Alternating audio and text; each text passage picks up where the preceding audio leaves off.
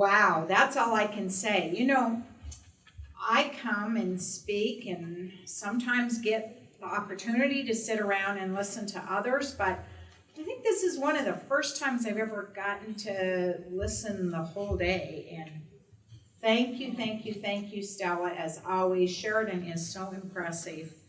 I mean, really, and I go all over. You people here are amazing. Listening to you, I think I've almost forgotten my last presentation, but I think I could probably trade with about anyway. So I'm going to try to get back into this and think up what I might talk about now, but I've always got something to talk about. So the last session, I promised you I'd give you some tools to take home. And tools they are, it's called my 10 absolutes. Now, I have heard it called all kinds of things, and I've even had people steal it and say it's theirs, even though it was copyrighted 20 years ago. It goes on all the time. It'll come whipping through on the internet, and here it is with somebody else's logo and stuff on it. It's very interesting. But it really is my 10 absolutes. But it's very important when you look at it. And if I don't say anything else that's important about the 10 absolutes, the one thing I want to remind you of is it is a tool. And tools were meant to use and to help. It isn't the only tool. It is not the Bible. It is not a rule. And if you're doing everything different, and what you're doing is the exact opposite of what it says, and it's working for you, then listen. If it's not broke, don't fix it. Now, the other thing is guilt. That's why I talked about what I talked about at noon. You cannot burden yourself with guilt. And ever since I started presenting my 10 absolutes, which is now over 20 years ago, I have had people come up to me and say, "Oh, I'm doing everything wrong." No, you aren't. You are doing most everything right. And that again is why I call this a tool. If it's a tool and it helps you, then it's a tool that you can take home with you, and just exactly like I said this morning, because I mean it from the bottom of my heart. If you can just change one or two tiny things, make just that little shift or that little change in what you're doing. Don't try to do all 10 of my 10 absolutes. I may not even get through all of them today. You can go on my website, and again, you just Google Joe Huey. I really am serious. If you want to email me for something, I absolutely answer emails for free. It doesn't cost you a thing. And I can help you with some stuff. But on my website, you can get a printout of the 10 absolutes with little vignettes that talk about what to do and what not to do, and little examples on each side of it. And you can just print that out on your computer, or if you've got some savvy grandchild or neighbor friend that can print it out when you can't, you can get that print out, and it's yours for free, and it'll give you some of the 10 if we don't get to all of them. But a tool is for using that helps you. And if the tool doesn't work for you, that doesn't mean there's something wrong with you. It just means it's not the right tool for you. So that's how I start that, and then I'm going to whip right back into, that's as much housekeeping as I can handle, because I could get into something more fun, because it's late in the day, and I don't know if you're sleepy, but I'm kind of sleepy, so if I don't start moving more, you're really going to have a chance to sleep, because, you know, I can go to sleep standing up. I do that very well. So, but I won't. So, I'm going to start back with Brain Biology by Joe. I started that a little bit earlier, and I talked about that gizmo in your brain. Now, you maybe don't think you have a gizmo in your brain, and you know biologically you don't. Now, I'm not going to get up here and give you a bunch of falsehoods, but that gizmo's responsibility is to go out and gather up information. And it's not just the memories, and everybody talks about Alzheimer's or one of the related disorders, regardless of what's causing those symptoms of dementia, as the lost memories. And actually, as we talked about, the memories, the older memories, are the ones that stay the longest. But that gizmo in your brain's responsibility is to gather information. Now, there's very important information, like we talked about, when people don't know whether they took their medicine or whether they ate today. We often can't remember if we shut the lights off, or we used to unplug the iron. You don't have to worry about that anymore now, do we? Or now we worry about whether we shut the car off with these keyless cars, I have to tell you, I drove my son's car. Don't tell him. And I got out and got almost all the way to the store before I realized I hadn't shut the car off. I ran back really fast. Nobody took it. But anyway, I'm just saying, we have things that are information, and they're important things, and the most recent are important. Well, that gizmo in your brain, especially if you're stressed, and especially for one of our dear friends or people for whom we provide care, that gizmo in their brain stops working. It works, but it goes out and gathers information, and then it doesn't necessarily put the information in a place that they can find it. And you know what? That same thing happens to you, doesn't it? Do you ever go to the store for one thing, come out, head home, and realize that you not only didn't get the one thing? Well, that's because you're still focusing on how you got 12 things. And 12 things in 2 bags cost you $100, and you didn't plan on spending that much money. And oh my gosh, you're thinking about all this other stuff, and you realize you forgot what you went for. Well, that means your gizmo's not working very well either. And then on your way home, and I used to do this all the time, it drove my children, who were then teenagers, crazy. I would drive right past our street. They'd say, "Mom, where are you going?" "Oh, I was thinking about something else." I went, "Well, your gizmo doesn't work." So see, you do have a gizmo in your brain, and you just kind of go on, and some of those things don't work. Well, that information is important.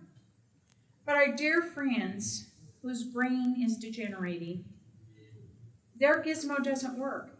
And even if it gathers up information, other than that one I already referred to today, to come back to the one piece of information that you don't want them to remember, and that's the one that they're just on and on and on, they can't keep track of the most recent information. And that's why so many things happen with them where they're truly in a different place in time. So I want to talk about that regression, the way that the brain cells tend to destroy in the information part, which is called the hippocampus. I just call it the file cabinet in the brain, because if you can keep track of all those other terms, just go ahead, but I can't. That's why I call it Brain Biology by Joe. But that information part, it's like the information stops going in at a certain stage. Let's just use like 2 years ago. So 2014, the information just stopped storing or being easy to retrieve.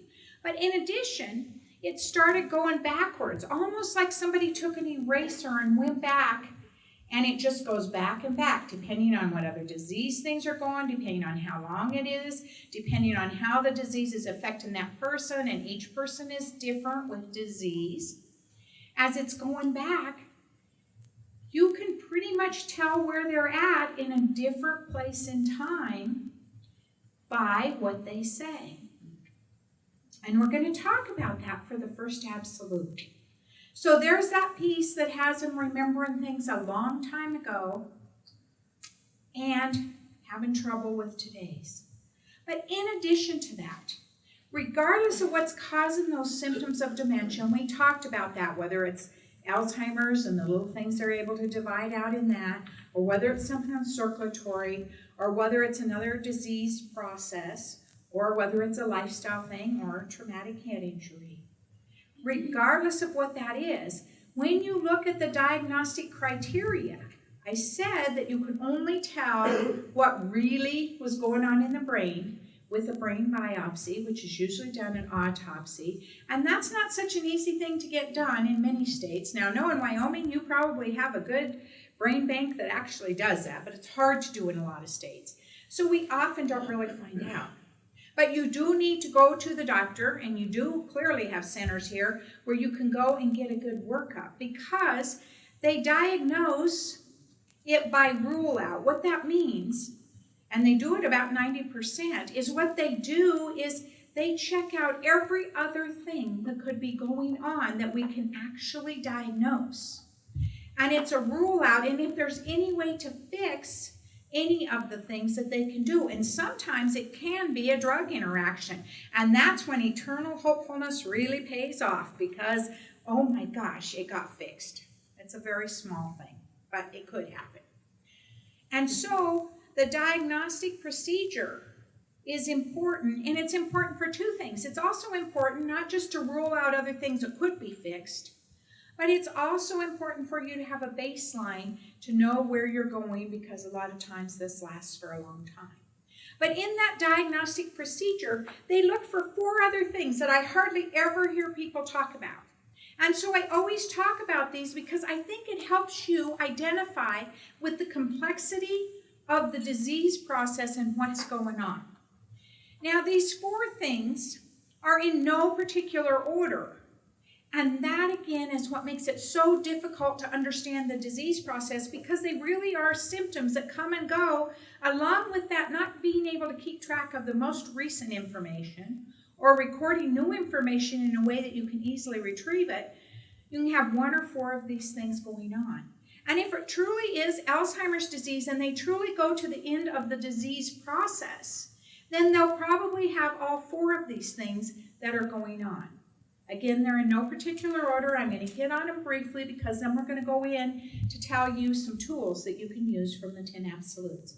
So the first one is called agnosia. Now, I talk funny. I talk about right here, don't I? I don't sound like I talk funny. Well, in other parts of the country, everybody thinks I talk funny, particularly in the South where I live. And so I might not be saying that word right, so I'm going to spell it. It's agnosia. And agnosia is the word for the brain's interpretation of what it brings in from the 5 senses. And so people with this disease process very often have trouble interpreting what's coming in from the senses. Now, our OTs and OTs are wonderful. Talked a little bit about being able to keep things simple. And they keep things simple for safety reasons, and I totally agree, so that it makes it easier for people to do things. But it's also because with agnosia, what can happen from a safety point of view, and I actually know of somebody this happened to, and they use it on a billboard for one of the companies up in Michigan, which you may have seen it, and it says, what if somebody just got a little bit mixed up between their safety razor and their toothbrush? And so that's one of the things. You misinterpret what your senses are telling you. It's something that we know that happens in the home, and again, she talked to that a little bit earlier, is there's things that get us mixed up now. I mean, I'm glad we're using cell phones now, because they don't really look like the TV remotes like the cordless telephones did. But you know how you can pick up the wrong things, you don't know what they're for, and you don't really know how to use them anyway. But a lot of the safety things, somebody can let the water run over, as she said, and they can be walking around in the water and they don't realize that they've left the tub running. They don't know. It wasn't raining, it wasn't flood. They aren't even aware that there's water in the ground.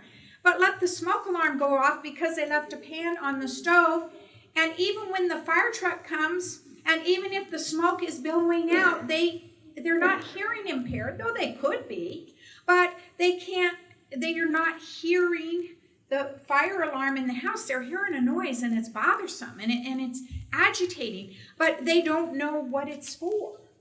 And they may not answer their telephone, and it makes people really, really uncomfortable, because that's how they're keeping track of them, and they run over there thinking, oh my gosh, why aren't you answering the phone? And it's because they heard it ring, but they didn't know what it was, or how to pick it up, or how to answer. That even happens when people are in assisted living communities and they're right there in their apartment and they haven't answered the phone. Well, that's agnosia. And one of the things that I also noticed on the OT's slides today is it's one that people get really angry at me about. And she's the first one I've ever seen put it on a slide. and that is TV. We think that everybody needs a TV. There's also the gentleman that talked, the other doctor that talked before lunch, was talking about the salsa noise, the dancing, and all of that. TV also brings a lot of noise, which can create a lot of overstimulation. But what it does even more is we think if we get them bigger, better, HD TV, so that you can see a blade of grass that looks like a blade of grass, and the news certainly can cause trouble, and then we haul them off to put them on some meds that we can't really tell how they're going to work because they're delusional or hallucinating, because people say, oh no, we don't let them watch the news channel, we just let them watch National Geographic. Well, then they're not delusional if there were white tigers under the bed or snakes in their room last night. They don't have the ability to discern. Again, that's agnosia. They don't have the ability to tell when it was, but they do know that those things were in their room. That's not something wrong with them. That's something wrong with us, and you have to look at the environment. Now, that's all the preaching I'm going to do on that, but television needs to be used as a tool, and it can be a very good one, but it needs to be used. Background noise is rarely good. So that's agnosia. Aphasia is actually about language. We think of it as just speech, and they test aphasia with speech, but language is two things. Language is expression, the ability to get out the words, but it's also reception, and that's ability to understand the words. So expression is ability to get out the words. And our sweet little ladies, much like my mother, they really have all the social skills that ever existed. We're going to be a whole different generation, and my generation's getting there so quickly that, we're going to talk a lot different than my mama did anyway, because, they are, hi, honey, how are you? How are the kids? They know all the right things to say. In fact, I use the 15-minute test when I'm using an assessment, and your watch is a wonderful thing for an assessment. Look at your watch. 15 minutes is a really, really long time when you're talking to somebody that has the symptoms of dementia. Look at your watch for 15 minutes. I know ladies that can talk 13 and 14 minutes, and then they're so effective that you get to the 13th or 14th minute, and they will repeat what they're saying all over again like they're playing a tape. And it is so good that you're sitting there that entire time doing an assessment, and they will start over with you, and they'll say, well, hi, honey, how are the kids? And they start it over like it's tape. And I have found myself looking around thinking, who just came in? Really? Yeah. So that's why it's really important in assessment. Just because those ladies, and gentlemen too, I suppose, but it's happened more with ladies, just because they can say all the right things, that means they don't have expressive aphasia.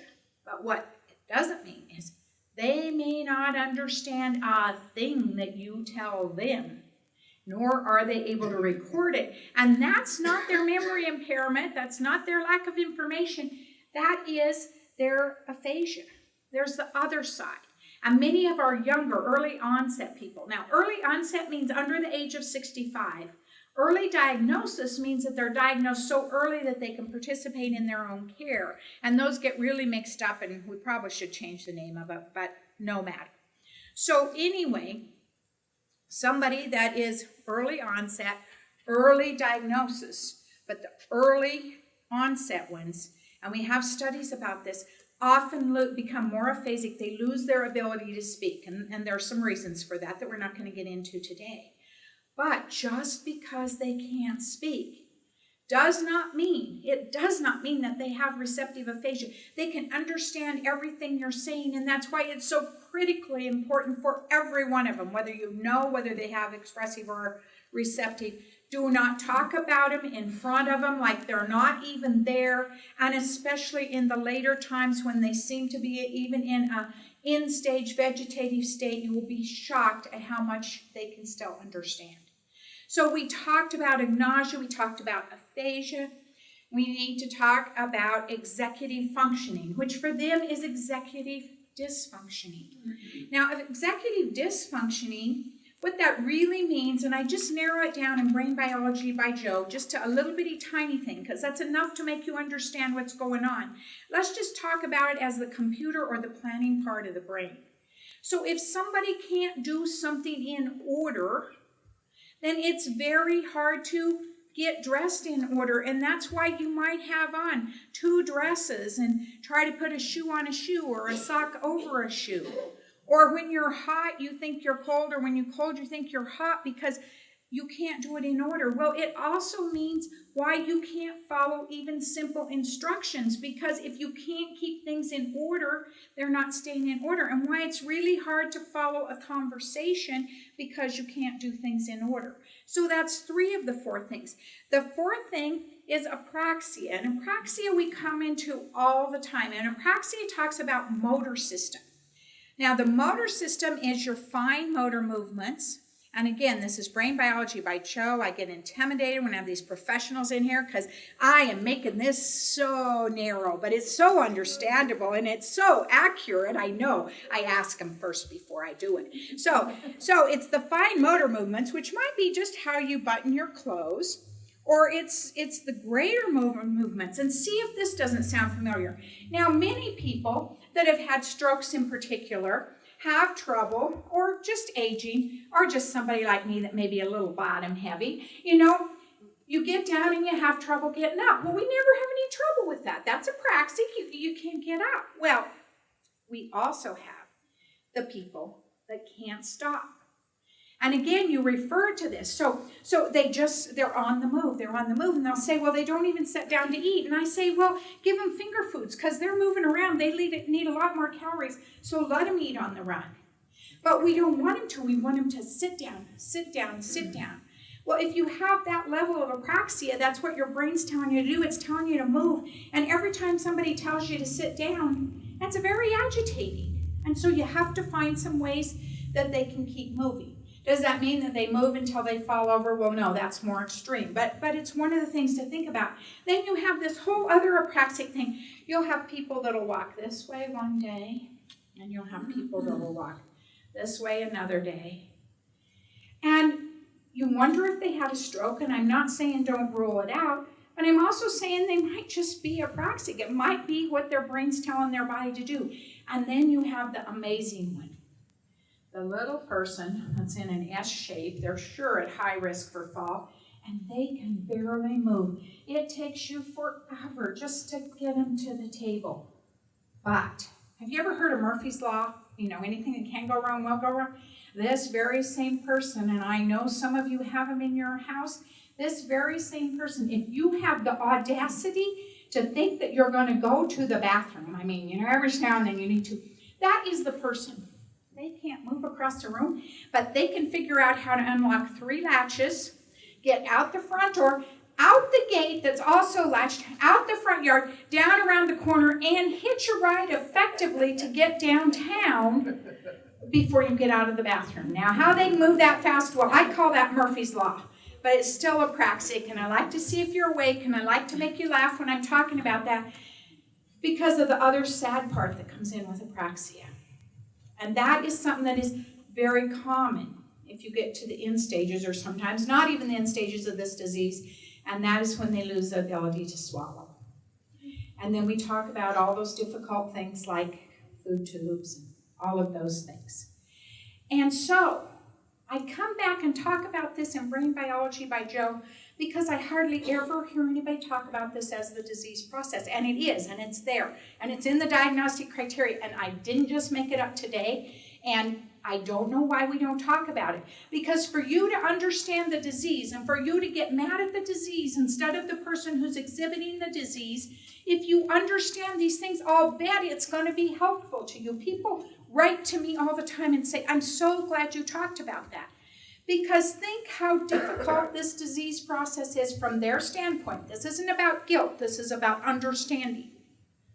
So if you're having trouble keeping track of the most recent information, and even if you kind of keep track of it, but you can't retrieve it in a fashion that's timely enough to help you with your everyday life, and in addition, and it comes and goes like symptoms do, you're having trouble Understanding language, either getting information out or taking information in. Understanding what the information that comes in from your five senses mean. You know, we have people that have bottles. Well, you know, from a safety standpoint, if you see something red in a bottle, you might not know whether it's cranberry juice or whether it's some red cleaner. You see, that's important. If you can't get that information in, you can make all kinds of errors. And they're not just safety things, they're also kind of embarrassing. You know, you see candy that looks good enough to eat and it's really glass and you take a bite of it. I mean, you know, it's embarrassing for you as a caregiver, but you have to watch everything. A plant might look good enough to eat. So that's agnosia. I mean, it's an effect if you don't get the right information in from your brain. And so we talk about, the language deficiencies, not being able to understand what your brain's bringing you from your five senses. Perhaps not being able to get your body to move in the right direction or to even stand up straight. And the inability to plan. And they may have all of those things going on. So if you can stop and see how complex this disease process is, then you understand why it has such a profound effect on all of us as the caregivers trying to figure out what's going on, and as the person with the disease process that has so many things that quite honestly can be very frustrating in trying to navigate independently for sure in your everyday life. So with all of that in mind, I'm going to go into, okay, we've talked about all of that's about as dismal as I get, because I want to share with you something that has happened with me in all of these years. Of course, I told you my Ike and Terza story, and I shared my mom's story, so I've kind of been at it from both sides. But I have spent my entire career working with people with Alzheimer's or a related disorder.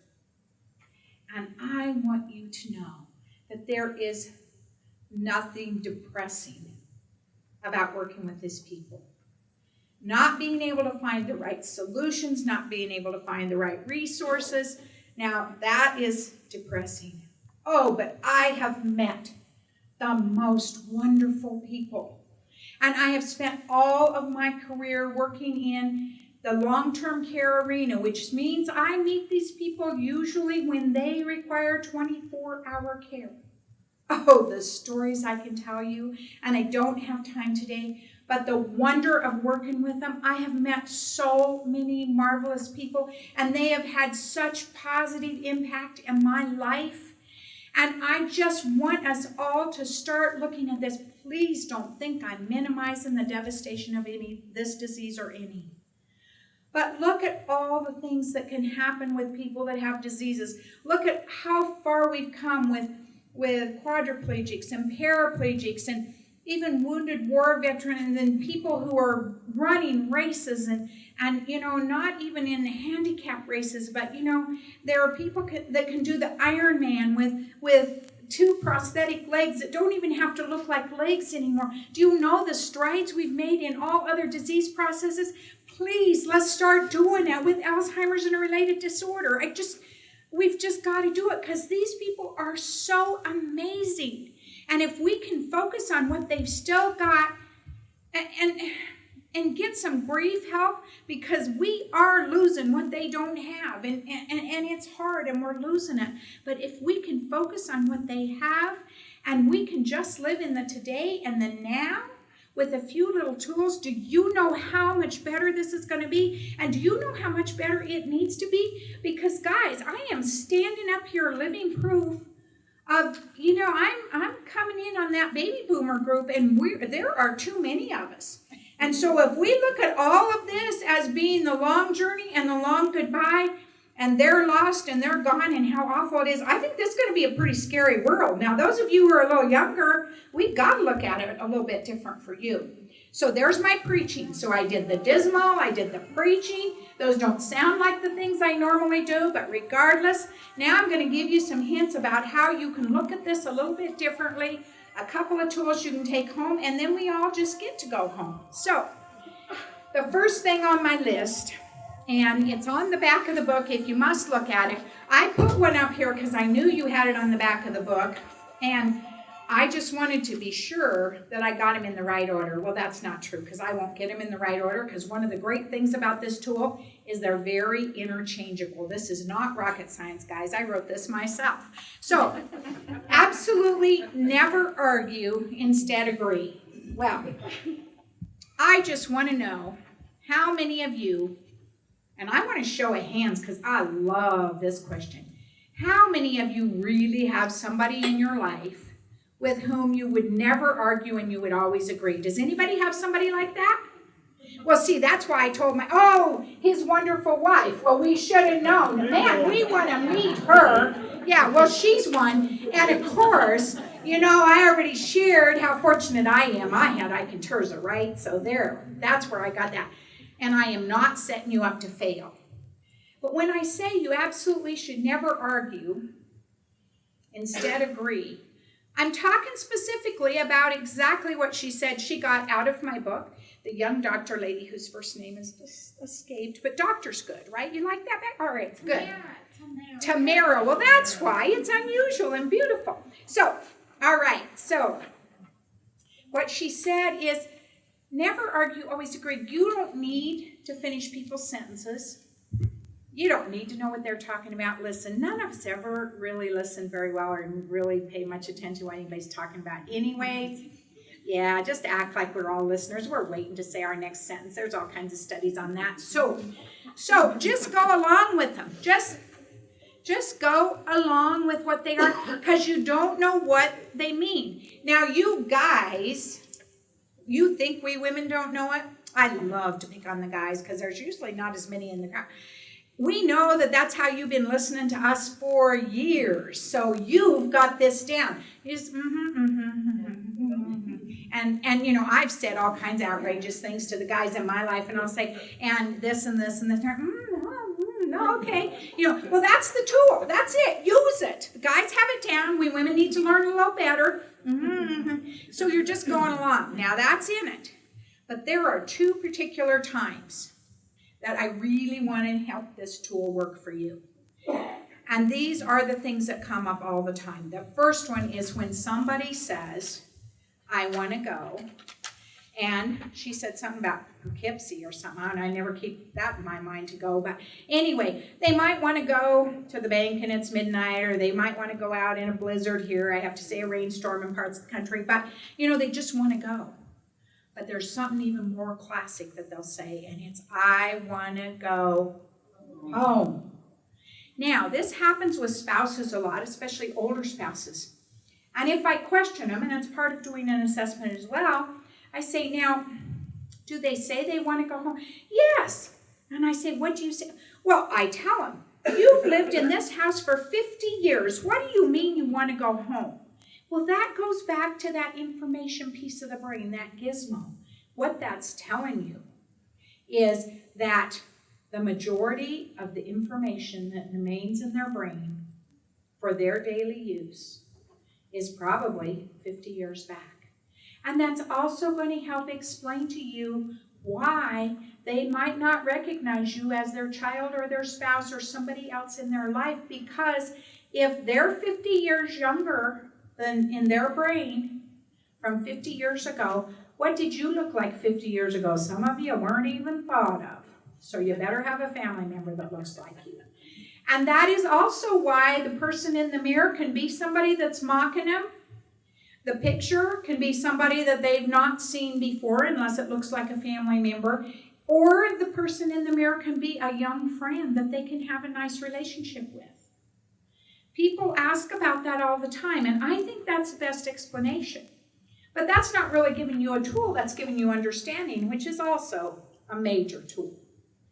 So, what do you do when somebody says, I want to go home? Well, we got the example of them saying this is your home 50 years, or particularly if you've just moved into a new situation, or even left them at the Sheridan Senior Day Center, and they say they want to go home. Immediately, our guilt and our reasoning kicks in, and we're like, oh, but this is your home. No, it isn't. It is not their home. And you know why? It's never going to be. So don't say that anymore. And you know why you shouldn't say it anymore, really? Because it makes them mad, doesn't it? They'll say, this is not my home. And even if they are home, that makes them mad too. So what do you say? Now, I don't ask you to take notes because we already talked about in the earlier session what happens with your notes. What I ask you to do today is I want to know if everybody here, even this late in the day, is able to remember 3 words if it's a total of 5 letters. You think y'all can do that? All right, this is going to be your tool, and this is what you have to learn. I'm going to ask you at the end to, instead of thanking me, I want you to say the 3 words because I want you to get this. So, when they say, I want to go, or I want to go home, I want you to tell them the truth. Now, this truth is not one on the witness stand, but I want to see if you don't think it's true at the time. You say, so do I. Because when you start this, I want to go or I want to go home, you know that this is going to be a bad round for a while, and you know it's not going to turn out well, and you know you're probably the one that's going to feel the guiltiest after you lose your cool, after they decided they were going somewhere and maybe did. And so, effectively, the reason it works, first off, they can easily say to you, and I've had it said to me many times when I'm trying to demonstrate it, and it gets a big chuckle out of staff if I'm working in a care center, and they'll say, I'll say, so do I. And they'll say, well, go ahead and get out of here. I don't like you anyway. Well, so my answer to that is, it's the beginning of a conversation. And the real effect of what you're trying to do when you say, so do I, is you're getting in agreement. And 2 people are going to go a lot further in agreement than they're ever going to go when they're opposed. And so by saying, so do I, you're getting on the same page, or you're starting a conversation. They say, well, get out of here. I don't want to see you anyway. And I have had that happen to me more than once in more than one state. So it kind of seems to be as classic as I want to go home. They're like, well, get out of here anyway. And you just kind of go back and say, oh, don't get into a lot of dialogue. Less is better. These terms, bribery works, I taught you that. So do I taught you that, right? Well, less is better. There's another one. And it's also been talked about today, so we're all just affirming what other people are saying. And then you do the best thing you can do in every situation is you change the subject to a better subject as quickly as you can. And so you better know what their favorite things are, right? So favorite things are critically important. Before you're going to stay with a friend or do anything with somebody, it's always good to ask what their favorite things are. That's a piece of information I want to know. What's their favorite thing, and do we have any? And when I know their favorite thing, I make sure I always have it the next time I'm going to work with them, because bribery works. So you change the subject to a better subject. So when somebody says, I want to go home, I say, so do I. When things like that happen to me, you see, I'm talking about me now. I'm not telling them anything. I figure we should just go get some ice cream or whatever their favorite things are. All right? So that works. And if it doesn't work the first time, how do you get good at something? I am telling you, there is not going to be another learning process in the world better than this disease process than to give you all the practice you can ever hope to give. You can just do it over and over and over in the same day, the same shift, the same night, right? So practice it. The next one that comes up, in the same thing, I am still on never argue, always agree. Do you see how if we just get a little bit of this one, you're going to be safe for the day, and you know we can get out in time. We don't have to do all that other stuff. So somebody's looking for somebody that just died, or they might be 95 years old and they're looking for their mama. Or they're waiting for their children to come home from school before they can go or have dinner. Well, what on earth do you say to somebody when they're looking for somebody that's died? Well, I'll tell you what you say, because we all know what you do, and you know what the standard answer is, and you do it, and you'll do it again, because we all do it. It's pretty human. Oh, you get so uncomfortable, and you don't know quite how to approach it. And now that you've been in my car, it's probably Joe Price said, maybe this isn't the best thing to do. But still, you feel like you have to because they have a right to know. You say, well, they died. And they're like, they died? It's like the first time they ever heard it. And it is indeed painful for them. And you can see the pain. And you can feel the pain. And here you go into your guilt thing again. And you're like, and you just keep talking. You keep talking so fast because it doesn't matter if less is better. I'm telling you, you're going to talk your way out of this one. If there's any problem, you'd say, well, yeah, you did. And they said, and they're over here saying, I would have gone to the funeral. No, you went to the funeral and you wore your blue dress and we had pine coffee in the church and we just went out and set the gravestone. And I mean, you just go into all this stuff. Or if you're on the other side and they're looking for their mom, and you'll it's a little ridiculous. Sometimes we say things like, how old are you? You're 90 years old. And they're looking at you like, I don't know who you think's 90, but it's not me. But they don't say that because you don't give them time. And they're like, you're 90 years old. If you're 90 years old, even if your mom had you when she was 15, she'd have to be 105. Now, you've got to know that your mom is not here. I know none of you have ever said that, but I also know that a bunch of you really have. And if you haven't, you'll do it later. You don't have to tell me. Don't tell your neighbor. This isn't about guilt. So what do you say when somebody is looking for somebody that's dead? Well, we're back on that not witness stand again. You tell them the truth. It's not the whole truth and nothing but the truth. It's not 3 easy letters, but you still can get this. You say, truthfully, I haven't seen them today. Because whether you even know whether they're dead or alive, because sometimes you don't, especially if you're doing an assessment, you might not know all the history. You might not know who Tom is, whether it's their husband or their boyfriend or their brother or their dad. But you can truthfully say, I haven't seen them today.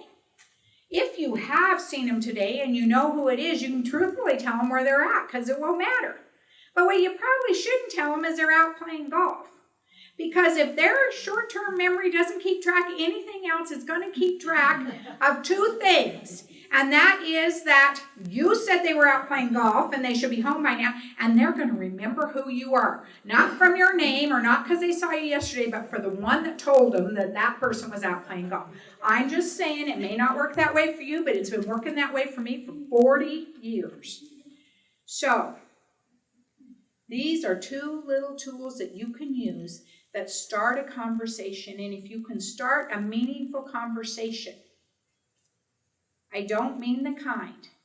And this is what they hear.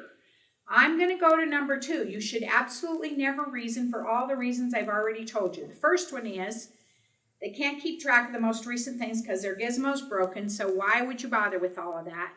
And what they're hearing from you, and I'm putting this in your head on purpose because I want you to stop doing it because it doesn't work well for you. It isn't about me or my tool. Is they're hearing this from you. You are wrong, and I am right. You are not in charge, and I am. Or just to really put it in your brain, this is what I tell you they're really hearing. Na, na, na, na, na, na, na, na. Now, are you going to do anything with somebody that is giving you all that, whichever tact you take? And then you wonder why they want to give you one of these. And they might. Now, the next thing on my list is you should absolutely never shame them. If I hadn't copyrighted it 20 years ago, I would change it to embarrass.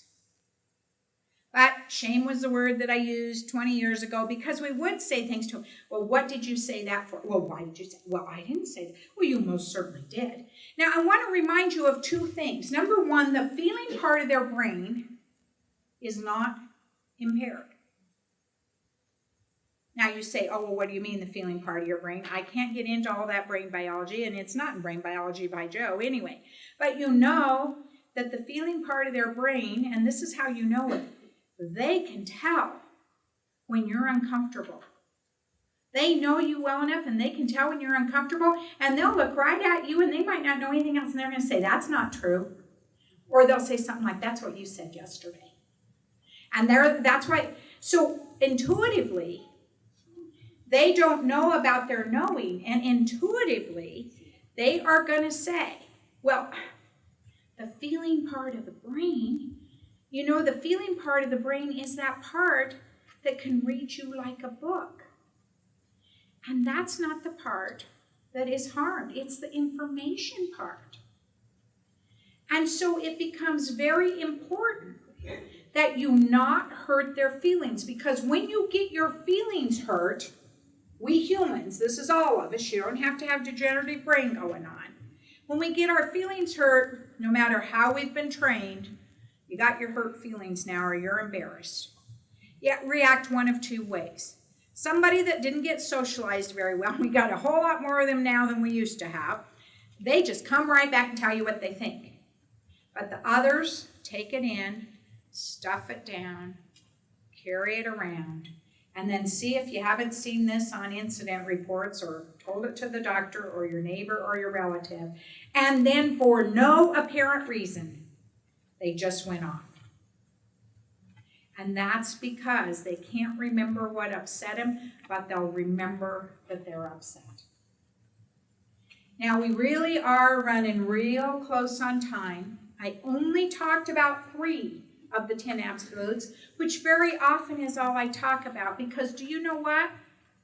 You can't keep track of all these new things, and if you can just get a little bit of help out of 1 or 2 of these, and you can get the vignettes, and you've got the books that talks about all 10 of them in detail, you can pick up the details. It even has a guide in there that tells you which things in the front. It's got a little guide that you go to for the things that you're working on. Then you can go take care of the things that you need to do in your life and still listen to the next presenter and still get out of here at the time they promised to get them out. And you can pick up on the things that really apply to you. So I'm actually going to stop with that part right now and wrap up. And there's one last thing I want to say, and we've said it a lot, but you can't say it enough, and that is you need help. And you've got a lot of resources here, and one of them is the Alzheimer's Association that's over on the table.